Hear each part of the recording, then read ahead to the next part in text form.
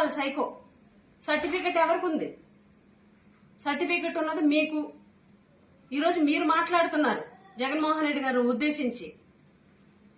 ఏదైతే ఇన్ని సంవత్సరాలు కూడా జన సైనికులు గాని, పవన్ కళ్యాణ్ గారు గాని, కూటమిలో ఉన్నటువంటి నాయకులు గాని ప్రతి ఒక్కరు కూడా చిరంజీవి గారిని అవమానించేశారు, సినిమా ఇండస్ట్రీ వాళ్ళని అవమానించేశారు అని ఏదైతే మీరు చెప్పినటువంటి అబద్దాలు, జగన్మోహన్ రెడ్డి గారు మీరు చేసినటువంటి దుష్ప్రచారం ఏదైతే ఉందో అదంతా తప్పు అని చెప్పి ఈరోజు చిరంజీవి గారి లెటర్ ద్వారాగా తేట తెల్లమైంది.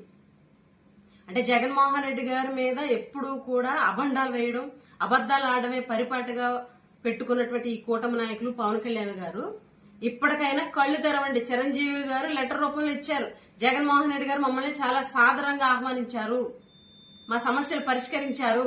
ఆ రోజు మీటింగ్ సందర్భంగా సమస్యల పరిష్కారంలో భాగంగానే నా సినిమా టికెట్ల రేట్లు, బాలకృష్ణ సినిమా టికెట్ల రేట్లు కూడా పెరిగాయన్న సందర్భం కూడా ఆయన అందులో రాయడం జరిగింది.